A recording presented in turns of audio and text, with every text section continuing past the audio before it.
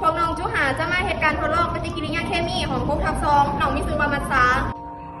สบายดีน้องซื้อแล้วมาใช้คำดีมาในของกรุ๊ปทับซ้อมสบายดีน้องมีซื้อว่านั่งเรือสีห้าโพมาจากของกรุ๊ปทับซ้อมสบายดีน้องมีซื้อว่าทางเสาสนับประเสริฐศิลป์มาจากของทับซ้อมสบายดีน้องมีซื้อว่าทางคำน้ำพงยานมาจากของทับซ้อมสบายดีน้องมีซื้อว่าครับพี่น้องมาจากของทับซ้อมน้องมีซื้อว่าเอาจันทบุรีมาจากของทับซ้อม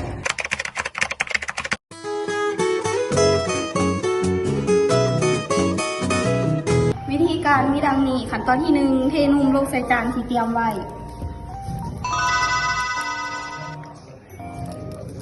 ขั้นตอนที่2นำสีผสมอาหารที่เตรียมไว้เทลงไปใส่นุ่มมีทั้งหมด4สีที่1สีบัวสีที่2สีส้มสีที่3สีเขียวกับสีที่4สีม่วงขั้นตอนที่3นำผงดีลงไปจุ่มใส่สันในจุ่มสันในแล้วห่อกะจุ่มลงใส่จานเลย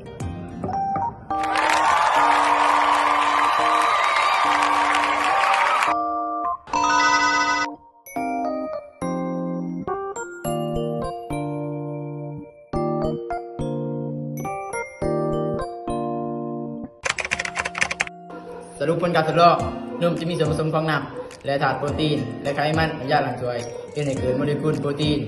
และไขมันมีการแตกตัวในการทดลองครั้งนี้